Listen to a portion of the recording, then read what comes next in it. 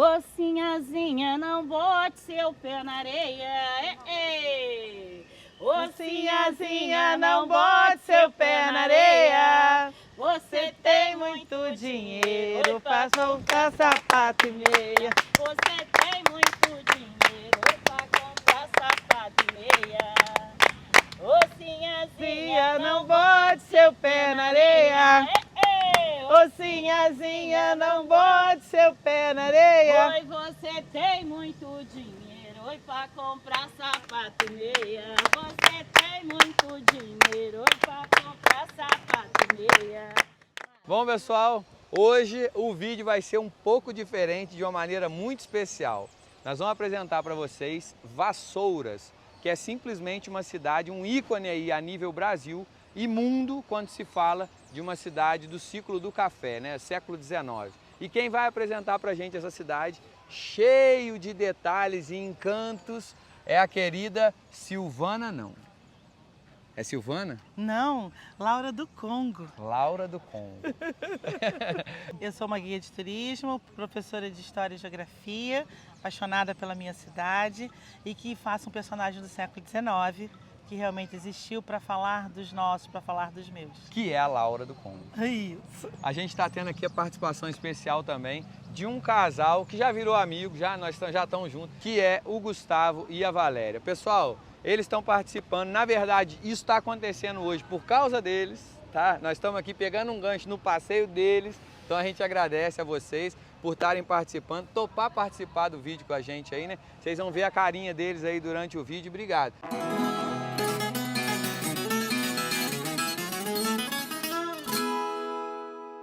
Vassouras tem 169 anos como cidade, porque ela é de 1857. É uma cidade pequenininha. Por quê? Mendes já fez parte de Vassouras, hoje em dia não faz mais. É Miguel Pereira, Partido Férez, Governador Portela. No século XIX isso era tudo Vassouras. Hoje não é mais, são municípios independentes. Aqui nós temos aí a Matriz Nossa Senhora da Conceição. É o primeiro prédio construído, né, nesse centro histórico. E lá nós temos os dois galos vermelhos. Aqui não passa uma estrada? Então eu preciso saber a indicação desses ventos. Então os dois galos funcionam, não é, como catavento. Então qualquer tropeiro que passe, eles giram, né? Ele indica a direção dos ventos. A igreja começa a ser construída em 1828. A primeira missa só é rezada em 46. Não é? E as grades são postas em 71, então a gente brinca que é uma obra de igreja. E aí nós temos o chafariz, nada disso é feito com água. Já é um chafariz de 1848, não é? Teve um concurso, é um espanhol que manda para cá, não é? Toda essa beleza, mas ele tem um formato de taça, para lembrar que você tem uma realeza agrária. Vila Lobo já jogou sua sinuquinha aqui e foi vindo para Vassouras que ele fez o trenzinho caipira. Olha que bonito que Vassouras tem história, né? E no século XXI foi filmada aqui uma novela chamada Eta Mundo Bom. O baile lá na roça foi até o sol raiar. A casa estava cheia, mal se podia andar. Estava tão gostoso aquele rebuliço, mas é que o sanfoneiro só tocava isso. E aí, quando o personagem principal chegava, ele parava exatamente aqui. Essa praça já foi cenário, presença de Anitta, Coração de Estudante, né? E Eta Muito Bom. Uma pausa rápida no teu vídeo aqui para te dar uma notícia especial. Talvez se você acompanha aqui a gente há muito tempo, você já sabe que agora o Fazendas Antigas está preparado para receber você. É isso mesmo, a gente hoje tem a casa do Fazendas Antigas, que chama Fazendas Antigas Hotel. E já tem várias personalidades por aqui que aos poucos vocês vão conhecer. Ó quem tá vindo aqui, o nome dele é Feijão. Vem Feijão, vem Feijão. Ó. É o novo mascote aqui, ó, junto com a Catarina. Mas eu quero apresentar para vocês um espaço muito aconchegante aqui, que é o salão de jantar. Vem cá para você conhecer. Com muito prazer que eu falo isso para vocês, nós estamos inaugurando uma fazenda histórica que vai ser o Fazendas Antigas Hotel. Pode seguir a gente lá no Instagram que você vai conhecer melhor. Aqui você tem várias opções de lazer. Leite ao pé da vaca, passeio a cavalo, banho de cachoeira, banho de bica, trilha ecológica, passeio nos túneis antigos feitos por escravos. Aqui o tour histórico, onde a gente vai na senzala, que é muito original. Você curte muita coisa, inclusive visita a Cascata Conde D, que é uma cascata, pessoal, batizada pelo próprio imperador quando visitou lá. Plantou 2 árvores. Uma em homenagem à Princesa Isabel, outra em homenagem ao Conde D. Você vai conhecer isso tudo com a gente e vai dar o prazer para nós de ter a presença de vocês aqui com a gente. Agora vamos voltar para o vídeo, tem muita coisa bacana aí. Segue aí o vídeo, pessoal. Como que essa história surge na história do Brasil, esse lugar? Bem, Brasil é colônia, está produzindo como nunca desde o século XV, XVI, XVII, XVIII. Resistências acontecem, brigas acontecem, até que a virada do século XVIII e século XIX faz uma diferença. Por quê? Francisco de Melo Palheta, um comandante da coroa portuguesa, vai à Guiana Francesa. E a Guiana Francesa era a única colônia na América que se plantava café, mas precisava de um lugar que fizessem com grande pompa. Aonde tem esse lugar e terras sobrando? Aqui no Brasil. E é assim que Francisco de Melo Palheta traz as escondidas, talvez emprestado. Será que eu devo contar? Sim. Então contarei. Quando Francisco de Melo de Palheta desce, né? Isso dizem a boca pequena. Se é verdade ou não, eu não sei. Mas sempre uma boa fofoca na história, não é? Quando ele desce na Guiana Francesa, Madame d'Urvilliers, que era esposa do governador da Guiana Francesa, se apaixona por Palheta. Por um grande amor e uma pequena traição, ela ajuda a contrabandear cerca de 100 mudas para o Brasil.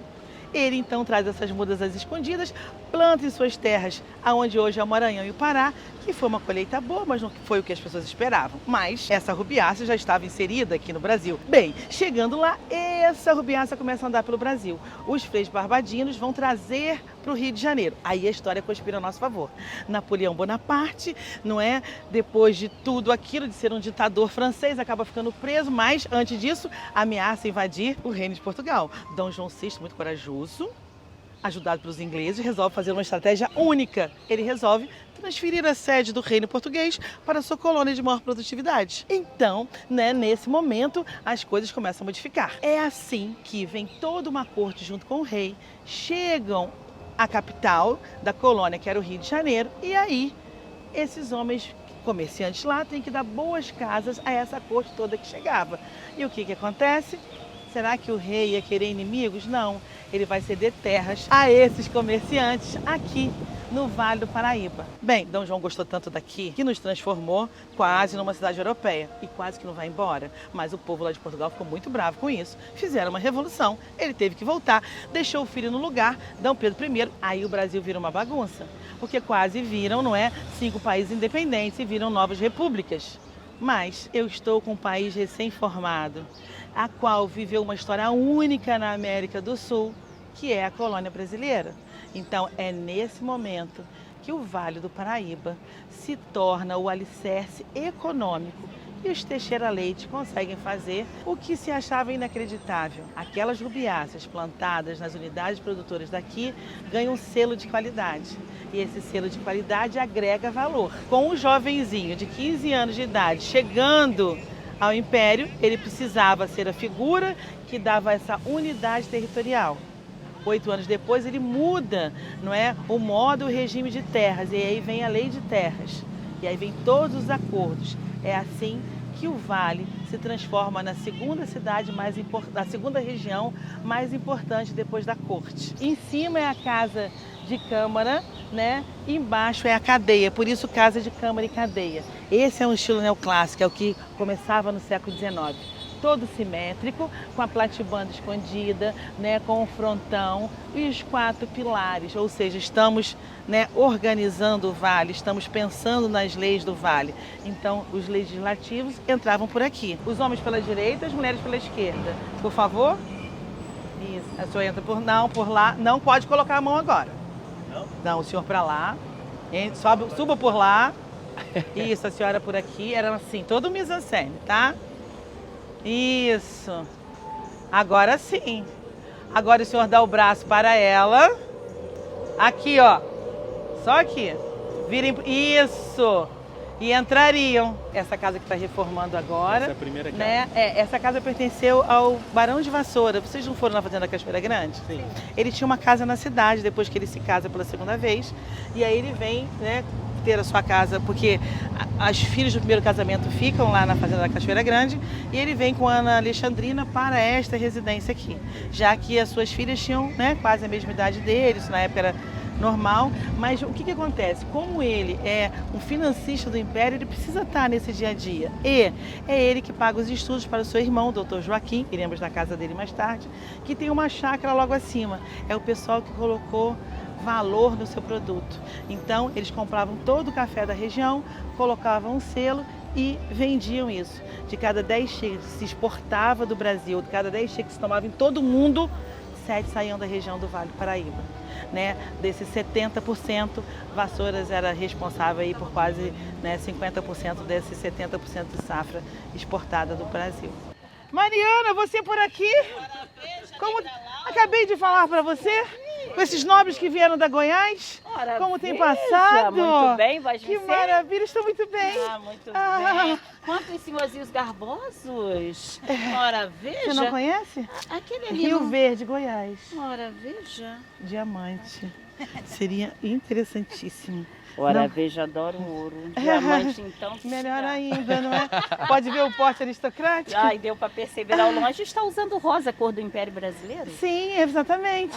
Ora, veja. Imagina.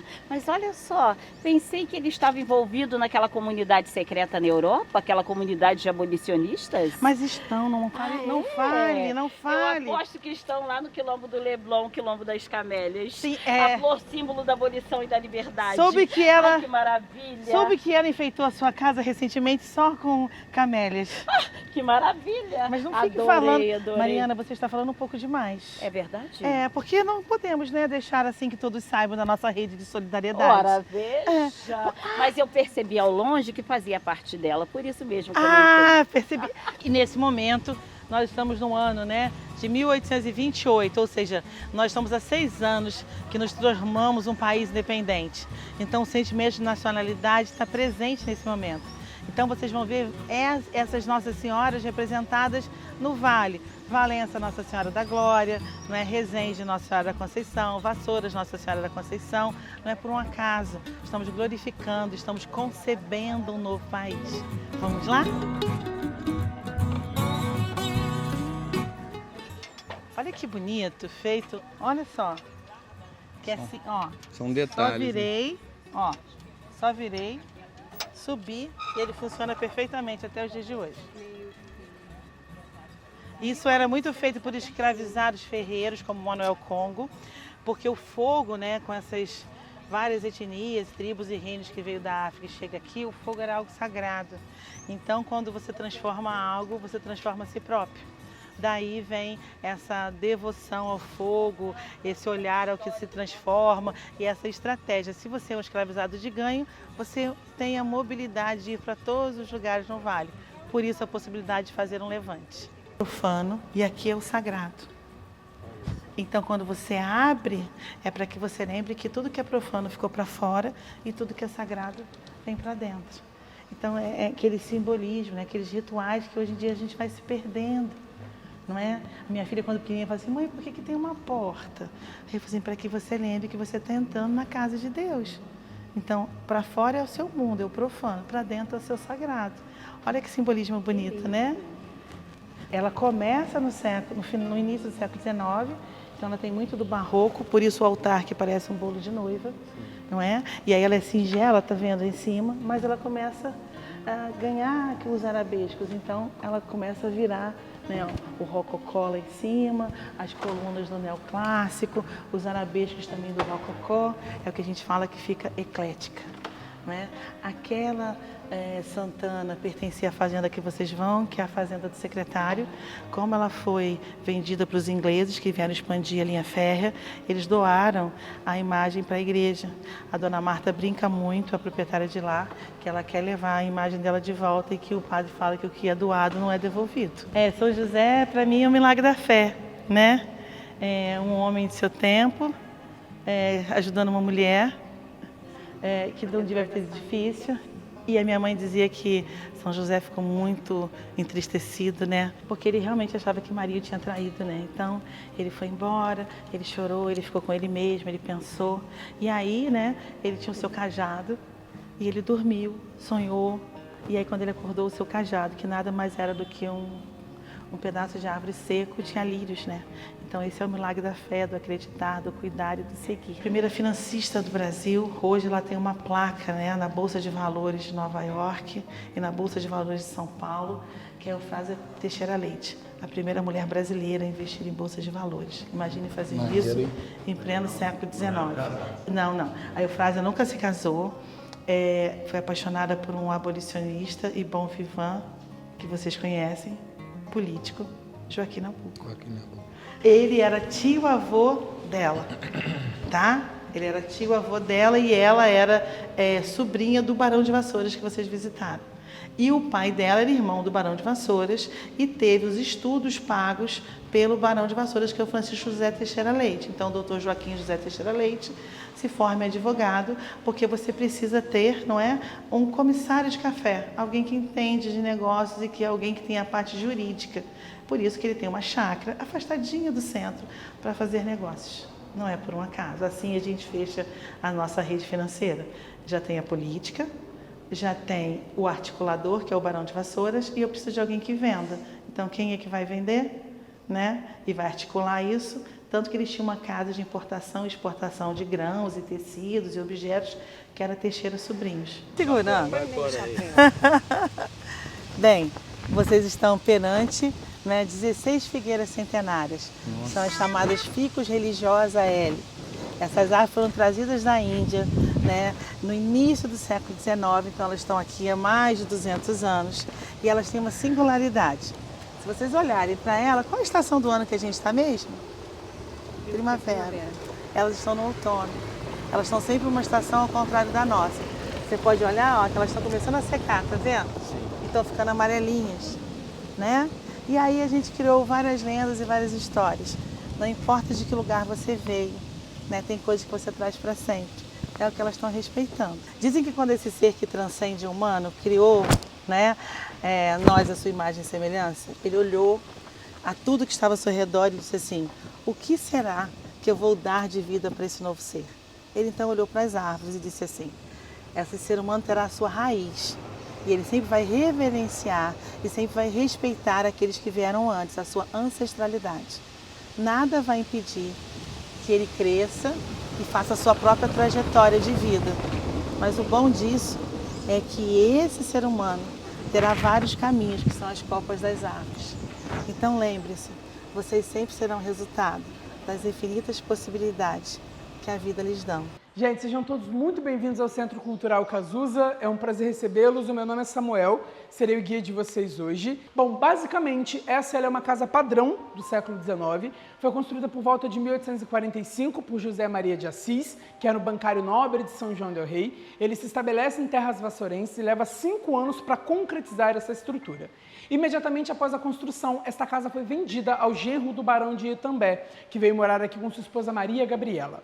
De lá para cá, a casa vai passando de mão em mão, mas é somente na década de 70 que a Prefeitura de Vassouras incorpora o imóvel, fundando aqui a Casa de Cultura Presidente Tancredo Neves. Nós operamos dessa forma até 2012, quando uma infestação de cupins invade o espaço e a gente precisa fechar o casarão.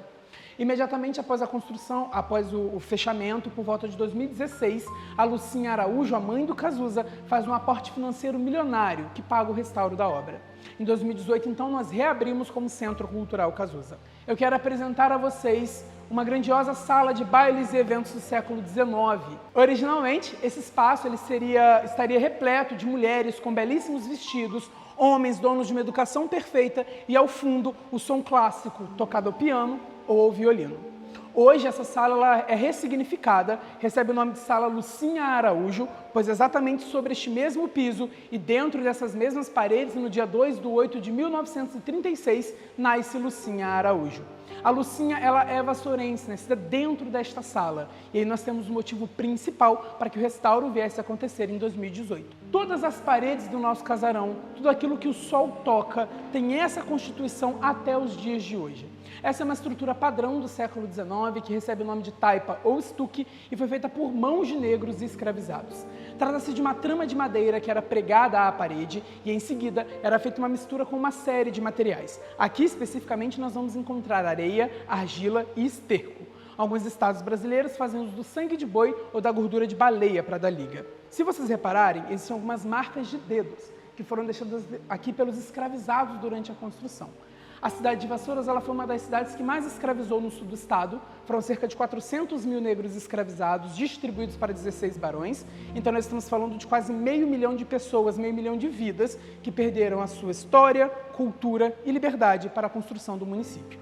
Então tudo aquilo que vocês vão encontrar aqui, desde o ponto mais baixo, lá no Santa Amália, até o bairro mais alto, no Morro da Vaca, absolutamente tudo tem a mão de obra escravizada. Nós temos uma sala de jantar padrão deste período. Como a cidade de Vassouras ela foi considerada a princesinha do café, nós somos uma das cidades que mais produziu café no mundo, então era muito comum que a burguesia europeia e carioca viesse para os grandes eventos que eram organizados aqui. Ao centro, nós temos um jogo de mesa e cadeiras originais desse período. A mesa, embora ela tenha um tamanho padrão para receber de 10 a 12 pessoas, ela não é uma mesa de jantar, ela é uma mesa de carteado, que veio de um antigo cassino que havia na cidade. Com o fechamento do cassino, nós incorporamos a mesa como parte do acervo. As cadeiras, por sua vez, cada uma delas foi cuidadosamente entalhada à mão. Então, se vocês observarem, quiserem se aproximar, aqui nas cadeiras da lateral, nós temos miniaturas de cabeças de leões que denotam todo o carinho, amor e usura do artesão na construção do mobiliário. Não existem outras cadeiras como essa em toda a região aqui do Vale do Café. São os primeiros modelos que eu vejo nesse esquema. Então, nós estamos de frente a grandes joias do passado. E ainda falando sobre o estilo artístico da casa, a parte superior ela foi pintada à mão. Nós contratamos uma pintora e restauradora, especialista do século XIX, e foi dela o trabalho de fazer cada pequena pétala, cada delicada flor que compõe o nosso roda-teto. E ainda falando sobre a pintura, aqui eu tenho uma janela de prospecção, que nos leva a imaginar como seriam cada uma das paredes desse espaço nos seus momentos de glória. Essa é uma trama composta por algumas demãos de tinta que se sobrepõem e criam este aspecto de casca de abacaxi, que se repetiria em cada uma das paredes desse salão.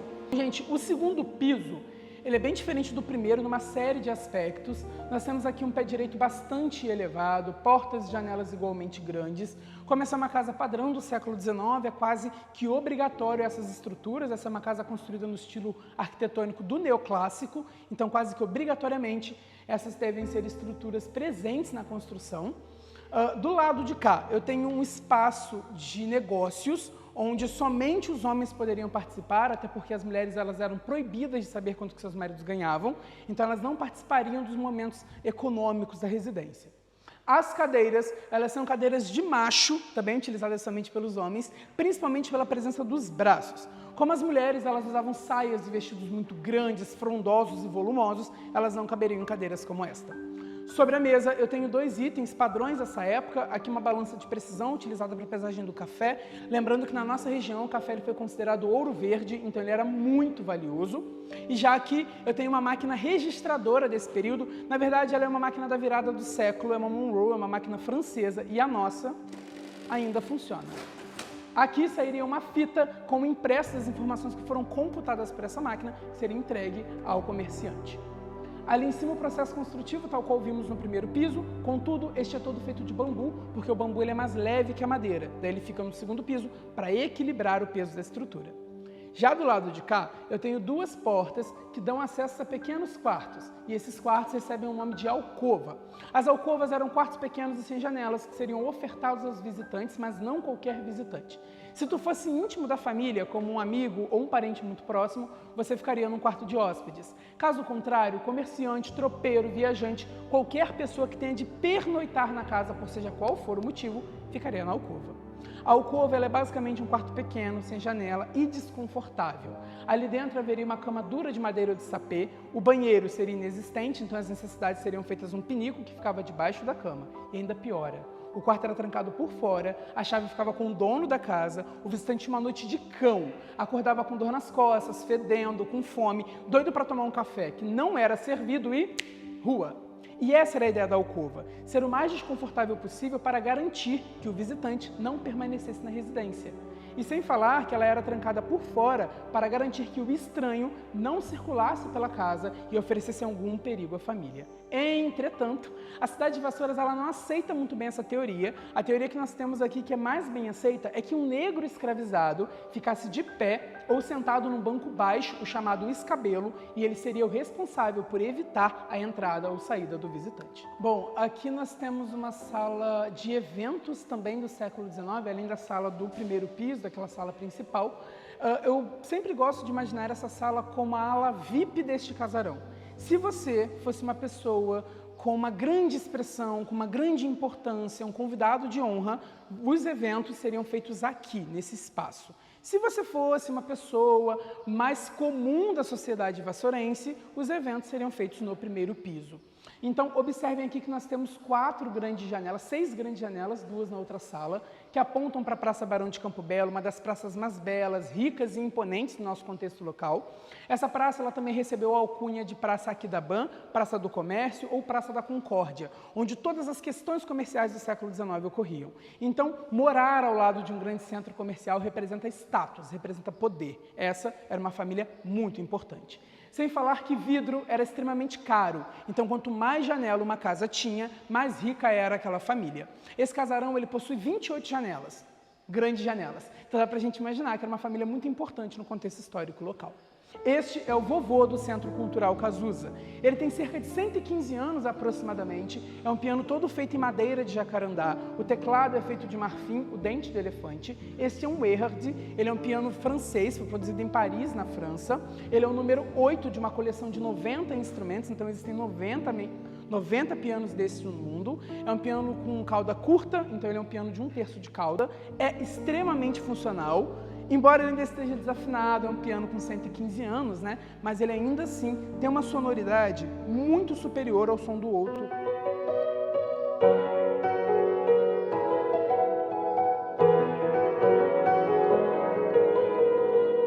Então dá pra ver que ele tem de fato um som superior ao som daquele cara lá, mesmo tendo 115 anos de idade. Gente, aqui nós temos o acervo principal do Cazuza, com uma série de itens que pertenceram a ele. Então aqui nós vamos conhecer um pouquinho das curiosidades sobre o cantor. Ao centro eu tenho uma das esculturas que foi feita por Cristina Mota. Essa é uma estátua que foi feita pela mesma artista que fez a Brigitte Bardot, que está lá em Búzios, no Rio de Janeiro. Existem 2 outras estátuas como esta, uma está na Praça Cazuza, lá no Rio, no Leblon, e a outra faz parte do acervo pessoal de Lucinha Araújo, na sua casa de praia em Angra dos Reis. Naquela parede, nós temos algumas canções do Cazuza, a música Brasil e a música Faz Parte do Meu Show, ambas feitas à mão, e a gente consegue conhecer um pouquinho da caligrafia e o processo construtivo dessas canções. Temos a formação original da banda Barão Vermelho, uma das camisetas do cantor, esta é para o álbum O Tempo Não Para. Ao lado, um disco de platina de 500.000 cópias vendidas também para o álbum O Tempo Não Para. Aqui na estante, a discografia do artista, temos cópia dos documentos, itens de infância, um gravador de voz e um brinquedo que ele gostava de usar na infância. Instrumentos, 2 contrabaixos, um dos seus violões, o primeiro violão utilizado por ele, então foi ali que surgiram as primeiras notas musicais, os primeiros acordes. Ao fundo, um desenho que foi doado por uma fã à Fundação Viva Cazuza, e com o fechamento da fundação em 2020, o acervo veio para o Centro Cultural Cazuza. Aqui nesta outra escrivaninha, eu tenho uma garrafa de whisky Jack Daniels, que é a bebida favorita do Cazuza. Tanto a garrafa quanto o conteúdo são os itens originais até os dias de hoje. Tenho também a máquina de escrever que o acompanhou durante todo o momento, durante toda a sua carreira. Fotografias de amigos e familiares, de pessoas que fizeram parte da carreira musical. Então nós temos ali Caetano Veloso e Gilberto Gil. O Gilberto foi quem fez o show de inauguração do Centro Cultural Cazuza, que aconteceu aqui na Praça Barão de Campo Belo em 2018.